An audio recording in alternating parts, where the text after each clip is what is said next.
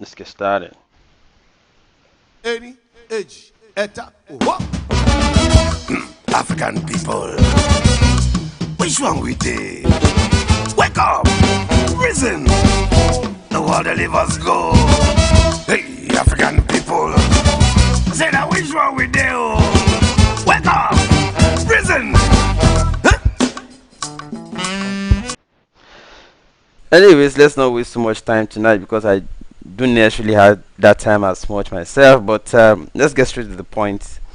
Um, Price of oil, barrel of oil internationally fell to $33, and then we are being told that if it falls to as low as $20 per barrel, Nigeria may have to be out of business completely. That is, Nigeria economy may have to shut down. That is, we may no longer have to continue to trade oil because it will result in shortage at the end of the day.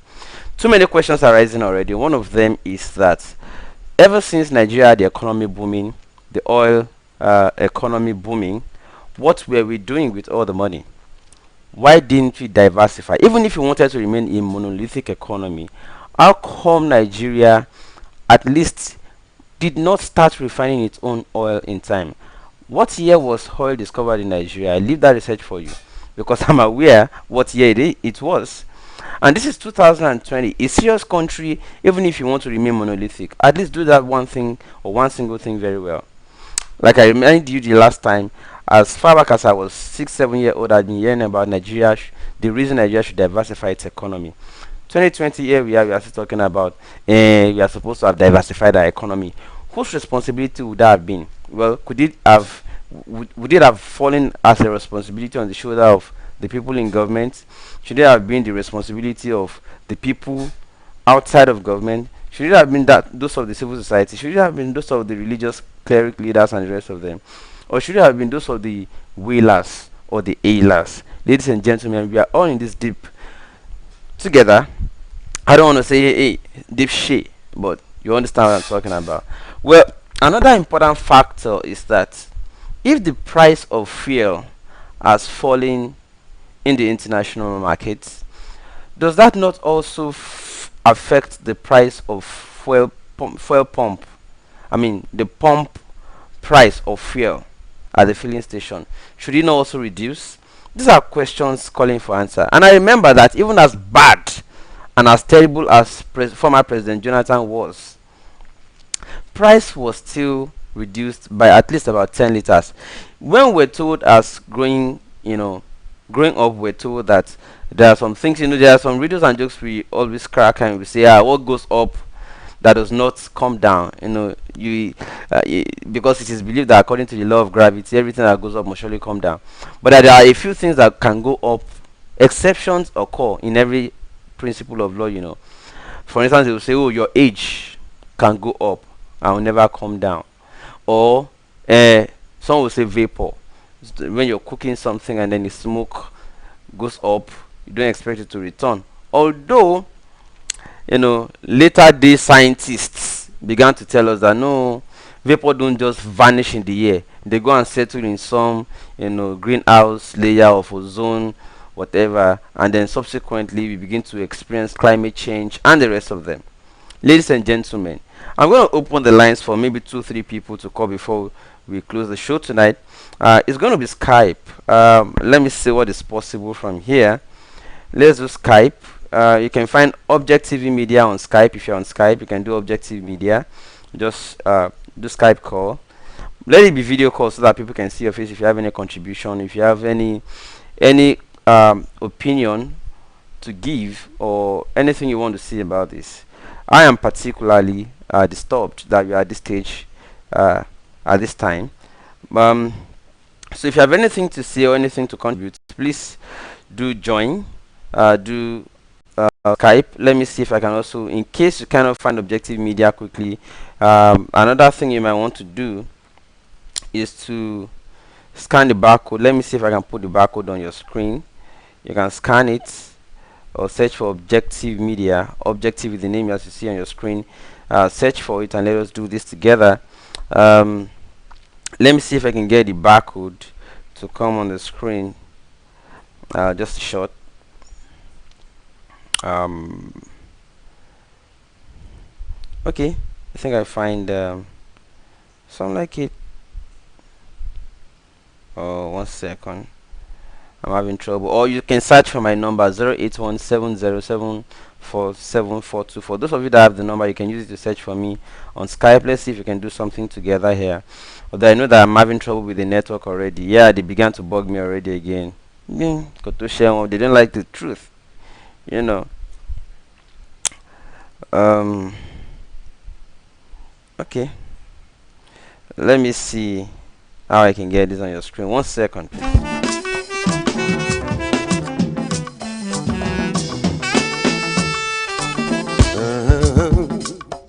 Yeah, yeah. Mhm. Yeah. So you might want to scan that barcode on your screen and see. That is if you are unable to find me on Skype. Um, you might also want to find by phone number. I understand I did not announce prior to coming on the show, so not many people would easily be on their Skype already. Many people did not prepare for. You can search by my phone number 08170747424. 081747424. I don't know if I should do WhatsApp call. I don't know if that would be favorable. You might want to try WhatsApp if you're not on Skype currently. But if you're looking for me on Skype, you can't find the name Objective Media. You should find the number, my WhatsApp number 08170747424, or you might want to do direct WhatsApp call yourself. I don't know what's happening. I do not think we are streaming on Facebook. I think it's only YouTube that is active. Let me check something. What's going on? Is YouTube live? YouTube is live. Is Facebook live? I can see those of you online already on YouTube. You're welcome, Afolabi. I greet you, Enabo Kelly. I greet you, AN. Um, I greet you, Odudua. But what the point is tonight is that, yes, well, okay, Facebook wasn't live before. I'm so sorry. So sorry.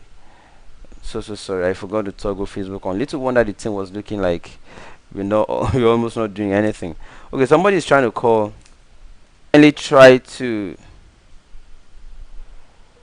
do me a favor. Can you hear me?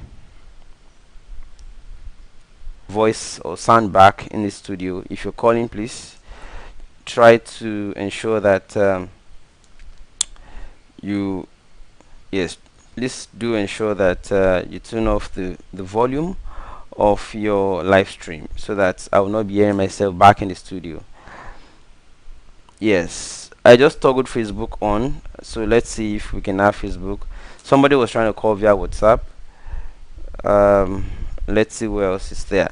But the point again, for those of you that are just joining on Facebook, is that we expected the price of fuel to go, of fuel pump price to also go down, just as the price per barrel of oil in the international market has gone down. Now what goes up must surely come down, right? Now but there are some things that go up and never come down. Example in Nigeria would be the fuel, the fuel pump price. Anytime it goes up, it's difficult to bring it down. Just the same way, anytime uh, fare, transport fare goes up, it's difficult to bring it down again. Just also as anytime the price of commodities go up, they only come down, like the price of rice, bag of rice in the market. It might be difficult to see it come down again. But the point is, during the time of Jonathan, even though it was 10 naira, at least the man reduced it when the price of oil came down in the international market. Price per barrel came down. At least the man brought it down a little. So just the same way we expect that now that the price of fuel has come down, it should also come down so that you can also reduce the hardship of Nigerians in the market. Now somebody is doing audio call. I don't know why this is so. Can you hear me? Hello. Hello. How are you, sir? You're live.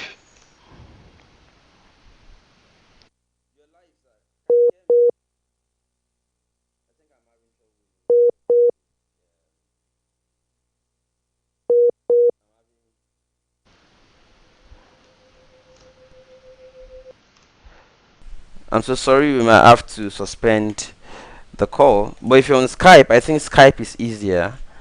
If you're on Skype, Skype is easier. Now let's come to the idea of, yeah, why is it that we do not have the possibility of price coming down, price of fuel coming down, just as price per barrel has come down? Even if Nigeria wants to be a monolithic economy, that's my own opinion. At least since 1970s that you already discovered oil and you want to remain on oil, how come we can't have our own refinery? Even if that is the only business we want to do.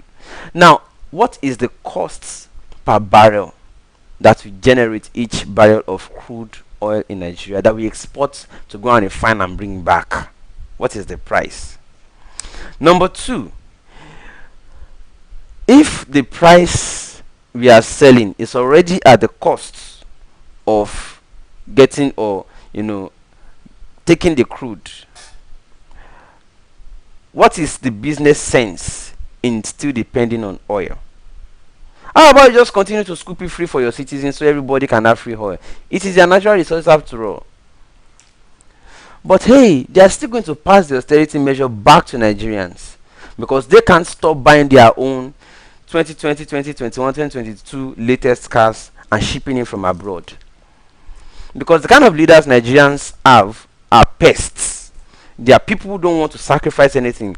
They keep passing on austerity measure upon austerity measure onto their own citizens. That is the kind of leaders Nigerians have. No apologies. I don't know. I'm not the one making it up. It's already very obvious. Everybody knows that. When it was the first time this happened, it was Nigerians that were facing austerity measure. Uncle austerity measure is back in town now, and price of fuel has gone down. They promised in 2014, before we supported them in 2015, that they were going to make a dollar come to a naira, that they were going to make price of fuel come down. In fact, Uncle also said that there was nothing called subsidy, that it was fraud. Now we are told that we are paying more than double the subsidy they called fraud before they came to power. Yet we are not refining our crude. They also promised to ensure that they will be able to also build refineries for us in Nigeria. Okay? But here we are, ladies and gentlemen. What are your thoughts? Why are we here? As terrible as Jonathan was, he still reduced the fuel pump price when the price per barrel went down in the international market. Are they saying now that Nigerians will be the ones to be subsidizing the rest of the world that we are exporting oil to or fuel to? Is that the idea? If the price refuses to or fails to come down, they might even want to increase it, since there's nothing they cannot increase, including VAT on bread. They have increased VAT on data. As I'm sitting there with you now, I pay more on data because I have to burn more networks, multiple networks, to be able to do live stream without going down. So now that the price of fuel, where they depend on, what they depend on to get money, the price has come seriously down, and we are still expecting it to go down more. Not only because of the crisis or epidemic of corona or coronavirus, but also because in another 2, 3, 4 to 5 years, there will be the emphasis on the use of devices or machines or vehicles that use fuel to operate.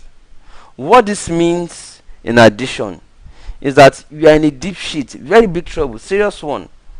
Because where will our gluttonous and kleptomanic leaders, where will they get money to maintain their flamboyant lifestyle, buy jet and everything for their concubines and homes that they always go and scramble abroad to compete with one another to buy abroad? They will need money, and they, as usual, they always live off public resource and revenue. So now that the oil that all of them have been depending on, the price has continued to crash, where will they get money to sustain their flamboyant lifestyle? All these questions I am asking, heads are rolling, no. And whose heads are rolling? Heads of the citizens, innocent ones, unborn children. The future that have been mortgaged as is already at the fourth generation. What I mean by fourth generation is that they have borrowed the future of 4 generations ahead already. And with with this latest developments, they might have to start borrowing up to the 10th generation before they die, or sorry, before they quit power. Ladies and gentlemen, I'm not here to steer you or to provoke you or to anger you or to make you feel agitated. No, I'm here to let you see the reality and prepare for it. It is bleak. If it was bleak before, it is bleaker now. I mean the future. They have stolen 4 generations blind ahead already. Now they are going to dip it further by borrowing even from corona affected or infected nations. They will borrow everything borrowable. They will mortgage up to the 10th generation in future. Just because of all of these things that they want to live fine life on top of the head of citizens who do not have brain, who cannot come together, team together. A people that are united can never be defeated. But they profit on the division of the people. Some are supporting their oppressors, some are supporting their pastors, who are also friends to the oppressors. Your oppressor is helping your pastor to build church. Who do you think he will support? He will ask you to continue to pray for your leader now, and he will be looking for some portions of the Bible that Jesus already said, woe to the scribes and Pharisees. Jesus already condemned those who wrote those portions of the Bible that they are using to support your oppressor. That whatever come what may, you should be praying for your leader. Pray for who? Isn't it the same Bible that said, suffered not for you wish to live? Or how did that scripture even said it? But here we are. Ladies and gentlemen, I'm not here to stoke you. I'm not here to provoke you. I'm not here to anger you. I'm not here to make you feel agitated. I'm here to let you know that the reality is staring us in the face. That these people are going to borrow up to the 10th generation. They are going to mortgage the future upward 10th generation. And we are still here, going to church every Sunday to go and pray for them. Because at the end of the day, your pastor will ask you to stretch forth your hand and pray for your leaders. And we have been doing this since 1960, ladies and gentlemen. We are still here. So what do you suggest we do now? Because at this point, it's bleaker than it was bleak. I mean the future. These guys they have no idea. Not only do they not have idea, they have no conscience. Not only do they not have conscience, they are not ready. Not only are they not ready, they are determined to make sure that you continue to pay for their incompetence and their iniquities. Because it is iniquitous for you to continue to appoint all members of your unborn. In fact, somebody was appointing people that were already dead. Dead people, they are appointing them. Just so it goes to show that it's not about service. It's about compensating themselves with your own destiny, your own future, that of your children. If you think you are doing well, you are not. You're not. Because you have not prepared the future for your own children. While they are stealing the future of your own children, they are stealing it and keeping it ahead for their own unborn 3rd, 4th, 5th generation. That's the stage we are. But you go to church, they will ask you to continue to pray for your leaders. And we have been doing that since 1960, and what we get in return is that they continue to steal us blind and steal us into further future. So, ladies and gentlemen, what do you say to this? What do you say to this? I'll be right back. Yeah, that is not the time for revolution. Yeah, that is not the time for revolution. Everybody now. It's not the time for revolution. Human revolution. It's not the time for revolution. African revolution. It's not the time for revolution. Ethical revolution. It's not the time for revolution. Economic revolution. Cultural revolution. Everybody.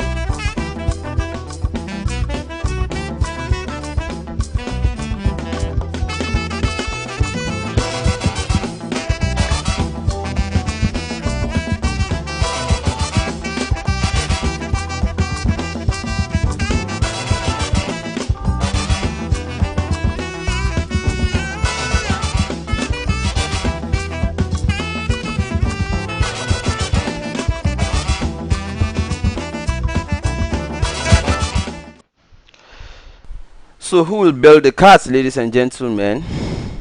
Who will bail the cat? Let me hear from you. What do you think is the next stage? We have been praying, you know. I'm not going to say anybody should stop praying. No, no, no. Everybody should just continue to shout hallelujah. Everybody should continue to say yeah, yeah. Put your hands in the air, close your eyes, kneel down, attention, stand up, fall in, fall out, zombie, all of you. Okay, now, what do we do? What do we do at this time? Because this is not working. Things are not working. I'm not against prayer. You can say prayer. If in fact you can do sacrifice. You can bebo. You can build 100,000 seater capacity church and be collecting your money from your mugun. Is that problem? But it's also our problem because these muguns are the ones dividing all of us. They are dividing the efforts. Because at the end of the day, the pastor will just tell you, pray for your leader. Although don't they reach them too. Pastors don't they open eyes small say be like say the thing they don't they nails. Because if the poor no longer have something to eat, they will have nowhere to turn but to face the rich. So the pastors are feeling it now. The other day, RCCG, Daddy Gio Ekusa and Lesa and Le, Daddy Gio eventually decided to say, oh yeah, let us, even if it's just few perimeters, few meters around the perimeters of the church, let's march around with placard. Some people say it is prayer work. Prayer work with placard. You are showing placard to God in the presence of media. To God. No, while I understand you.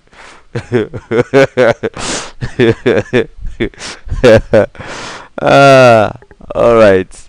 But I'm sorry. I joke too much. But let's face the reality. If that was done because you wanted to do prayer work, then I wonder why you were using placard for prayer work. God damn, let's face it. That was a protest, but you didn't want to rock the boat because it never still touched you too much, you know. And I saw that other churches were also joining gradually. But we'll get there now. It's a gradual process now, ain't it? Yeah, in it. We'll get there. You know, you don't have to touch everybody small. If the prayer was working, why were you calling for protest? Anyway, let me not go there. Let's just commend you for at least owning up that you needed to walk around the some meters of the perimeter of your church and carry placard. You know, but let us allow all these efforts to join, to merge together, and force all these motherfuckers out of power. No, it's true now. They have no idea. They don't know what, and people are dying every day. You don't get it. People are hungry, dying, going into fraud, going into prostitution, going into nonsense, and all the rest. I'm sorry. I know one church. I won't mention the name. Make it no be like they spoil their market, but they know themselves. And those of you attending such churches, you also know. I know some churches around town where it is populated by Yahoo boys and prostitutes. If you go to that church, you will see young boys preaching. I don't care what anybody has said about you. All I know is Jesus said those things are passed away. Once you step into the church, God is not seeing what people call you. Whether they call you prostitute, God is not seeing that. What God is seeing is your heart. You already died for those things. You already died for those. Meaning that you can go back from Monday to Saturday and do that position. And you now see those ones that message is speaking to you. Now you shouting, yeah, pastor, preach it on. You go down to say, and I will walk with that. now why they shout, yeah, pastor, right on. You know, just the same way, you just see the side guy will come and say, yeah, they may call you a fraudster, they call you Yahoo, they call you that. Don't mind them. They are not your judge. It is God, and the God who is going to judge you already said that I have died for your sins. All things have passed away. Hello. Jesus died for your sins. And he asked you to go back to. Is it not the same Jesus who said, go and do what no more? But because they want to collect their share, of the fraud where they go commit, they go to tell you, say, they know they see am. Wetin dem dey see na the creature in Christ. Eh? And that is the gospel. Okay. Let me take some comments. Somebody says, Shege, you are a fearless journalist. Thank you, Daddy PTV. Imade Destiny say this end time. I've been hearing this end time thing since I was born. Oh. In fact, I heard that it has been before I was born. In fact, Noah said the same thing in the Bible when they built the ark to save some people. But the thing is that they always call every time end time. Sodom and Gomorrah, it wasn't end time. Some people will definitely survive it and continue another generation. It's always like that. When you see end time, only people will be ending, new generations will be coming. The world don't seem to have an end. What seems to have an end is individual lives. That's what I think. Because at the end of the day, and I always tell people, whether you're a Christian or a Muslim, God doesn't judge you by your religion. Because I had somebody yesterday who was arguing with me. I said, come, wait first. If you die now and you appear before the throne of judgment, will you be appearing in Lawani like Emir Sanusi? Oh, sorry, ex-Emir Sanusi. Or will you be appearing in suits? Or will you be appearing in what do you call this animal skin that our own babalawos wear here? Which of them will you be appearing in? And who will judge you? Will God judge you as a Christian, or will you judge you as a Muslim, or will you judge your character? No, now I don't think God will judge your religion. I don't think you will appear with lawan in your head when you get to. I don't think you will appear with suit and tie. No, I don't think you will appear with, because that is not God's business. Because that's not what God is not judging how many times you went to church. He's not in fact, it is the number of times you even went to church that the number of times that you rededicated your life and you went back to the sin. If you want to use that one alone, God will just say, "Don't let's just forget about this. Just face hell, run, enter." That's just the truth. God is judging your character, not where is it in the Bible that God will judge your attendance of church or your membership of either Redeem or Foursquare or Nasfat or Nawaruddin or Ansaruddin? God will not be judging all of those ones. It's not God. God is not a religion. He's not judging religion. It's not his business. Religion is just a method you accepted, whether from Saudi Arabia or you accepted those of Israel. The two war merchant countries are busy building weapons of mass destruction against humanity. That's supposed to be the bedrock of morality and religion. No, now morality is supposed to be the bedrock of humanity. Love your neighbor as yourself, regardless of their religion. In fact, religion, God hates discrimination. If you discriminate against another person, it's already a sin. Sin is primary. In fact, crime is secondary, because it is from sin that they derive crime. Yes, now. So sin is the primary thing. The moment you crime, you will be judged by a human being, but sin, you will be judged by God. If discrimination is already a crime, how much more it is sin before God? I'm not preaching. I'm not here to preach. It's common sense. I'm just saying, giving them out as a secular being. I'm not a pastor. I'm not an imam. I don't care. But if you love your neighbor and you don't discriminate against them, whether they are Christians or Muslims, Igbo, Hausa or Yoruba, if you don't discriminate against anybody, that is your character. That is what God is judging. But what have religions done to us? Religions have caused divisions more. Yeah, religions cause discrimination more. So when we say people are religious but not godly, we know what we are saying. We are simply saying that you don't love your neighbor. You're only religious with concern about the self and the self alone. That is religiosity. It's different from humanity. It's different from godliness. So God is not judging your religion. God is judging your character. So you are not going to be appearing before the throne of grace or before the throne of judgment in your religious regalia, you're wasting your time. God, just you will not be there, like, because you were not born in any religious regalia. You were not born with any religious regalia, so you are not going to appear with any religious regalia when you are before the throne of judgment. So can you now begin to discard this religious toga and let's start facing our realities? Let me come back to the comments.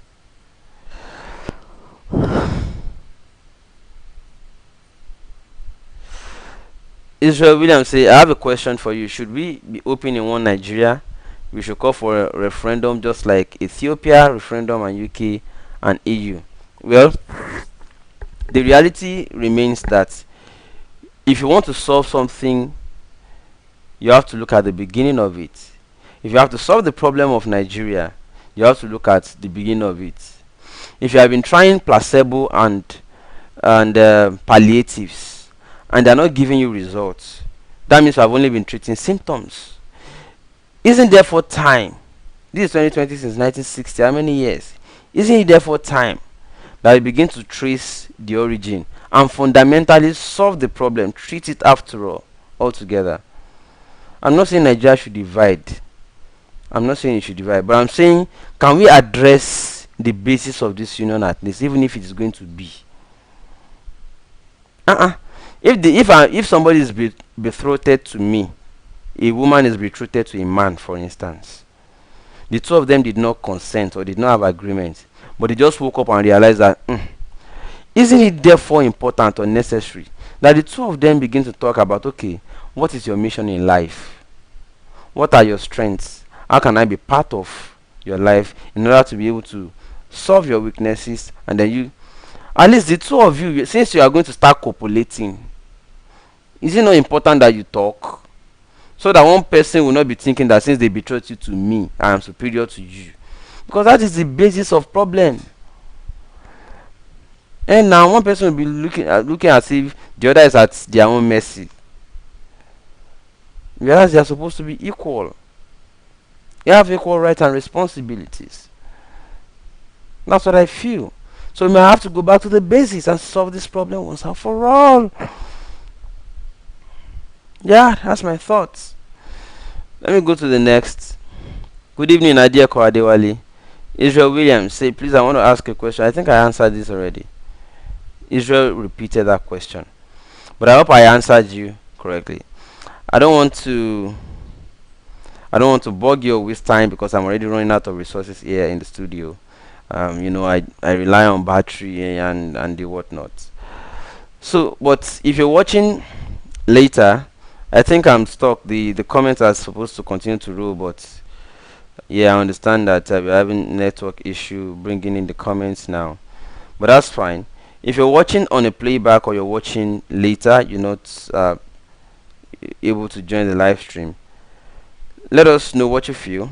Let's know your opinion. Let us know what your own thoughts are on this. What are your thoughts on this topic or on the subject matter? Shouldn't Buhari administration bring down the fuel pump price, or are they expecting all of us as Nigerians to continue to buy at higher costs to be subsidizing those we are exporting to? Isn't Buhari supposed to be a savior, or was that not what we were expecting when they contested in 2014 and we all supported him? Or was that not, were we not expecting an angel? How come we ended up with something? I don't know. Anyway, small comment here. ID Matt says, hello Shegun, I love your program, and also on the judgment day, nothing like religious or GO, prophet and co. It's as simple as that. Oh, see, those GOs, their own judgment will be very special. Very special. You know what God will do? Because if God will judge you by the size of your sin or by the size of the people you cheated, for instance, by the size of people you have misled, or by size of people you manipulated, let me put it like that are under your control or your leading, Nigerians go suffer pass. You know why? In the family, for instance, if the size of your family is 20, say you are the father, you have two wives, and then each of them give you, say, 9 children each, or 8 children each. Let's just say roughly 20, right? As a man, you are already accountable for 19 extra people, because you are the one who is the shepherd leading that family. Whatever those children grow up with, the orientation they grow up with, the mindset they grow up with, to be hating their neighbors and the rest of them, whatever they grow up with, my brother, you are responsible.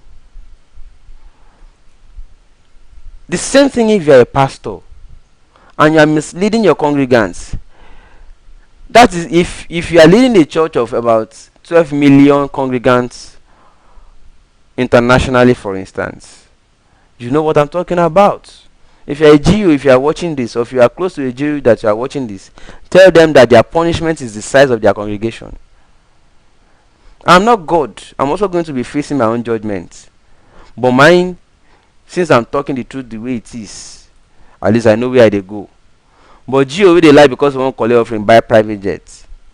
Your punishment is the size of the congregation you are misleading. It is better you start telling the truth. It's never late. You can still retrace. That's all I will say. Omorowa Rachel Osazua, you're welcome. Daddy PTV, please Shegun, how is Showrem matter? Please, we want to know what's going on with him, and please, is it true that Buhari was attacked by a young man in Kebbi State? Because I just saw the video on Viable TV. Yes, you know what? Showrem will be fine. Don't worry. Showrem's matter has been adjourned again on the same account. Although what I'm surprised about is that this time the judge didn't slam them millions of naira or dollars for wasting productive time of not only the court but the world that is watching the matter. Because this is about the how many times already that they will be adjoining the matter on the basis of the unpreparedness of the prosecution team. You claim you have something on somebody, they give you 90 days at first to hold him. You exhausted it. You came to court, started rigmaroling. They adjourned about 3 times already, and we are repeating the same thing for as the reason for adjournment. What are you saying? It goes to show that they don't have anything. And the first witness they eventually brought, after the court said you cannot bring Egungun to court, the name on the witness statement and whatever is already the name you are bringing as the person to stand as witness. So what are you still hiding? Everybody already knows who this is. So yeah. By the time, do you know my surprise? You know my surprise? My surprise is, or my thought is, if the testimony of the first witness is already this watery, if the first witness testimony is already this watery, what are we expecting of the rest? No, now, is that not supposed to be a star testifier? At least the first is supposed to be like a tonic for the rest. But they just brought somebody up as the first testimony, and then I was expecting the first testimony, the first witness to come out and say, on so day, we saw in Shore's account so millions of naira or dollars coming in from Taliban, or coming in from, sponsors of the Shiite movement, or coming in from those were the things I was anticipating. What were you expecting? Because they said they wanted to overthrow government by violent means, and I'm like, at least we suppose see, maybe we suppose see, some of these things. We suppose see evidence. Say they move money laundering. Oh yeah, come and show us the amount in his account now. And who moved money there? Yeah, they say because he moved money from personal account to pay salary account, salary of staff. Is that the first time? Who doesn't do that in their own company? Is that the money laundering? Somebody send money from his personal account to his company account to pay salary of staff. That is money laundering. Egbamike. How much is the money? Another problem. Embarrassing. So if the first testimony is already that watery, what do I expect?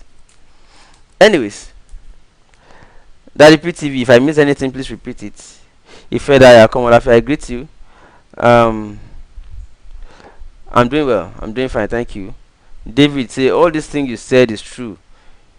You see, even if they did not finish your education, you can learn these days because of light in a country. But in a country without light, it's very difficult to learn or be educated to check them out. Yeah.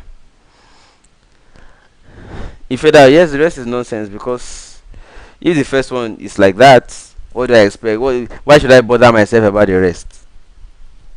It's a concoction, no. Nothing. The matter will just be thrown out. So that is as far as that is that the PTV. That's as far as the first question you ask about Shore is. And that's I forgot what the second one you asked is. But if I remember, I'll answer it.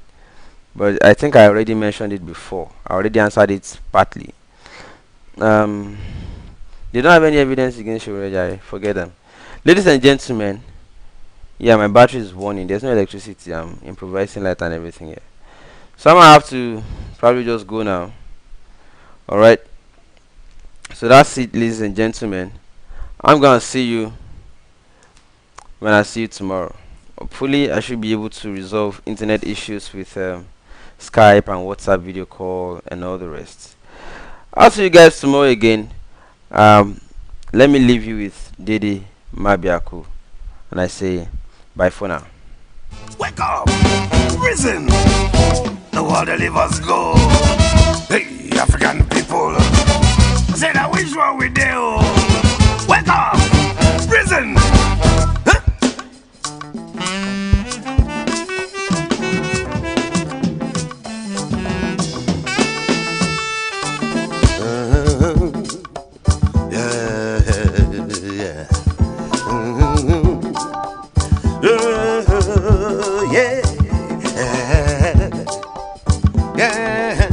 This is not the time for revolution.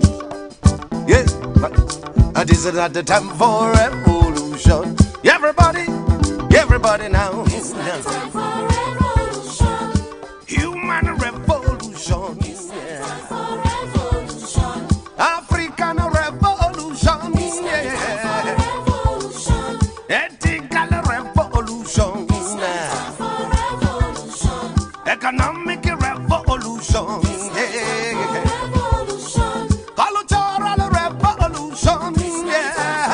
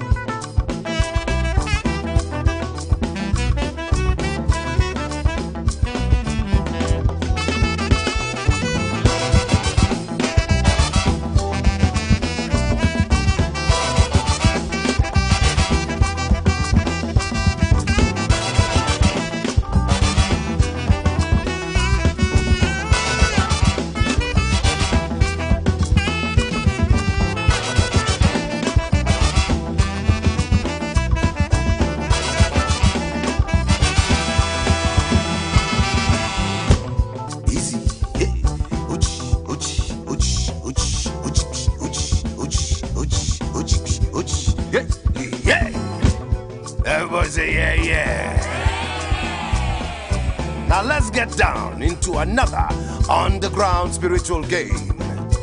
When I say power, you go say enter. When I say enter, you go say power. Now let's go down. Yeah. Power.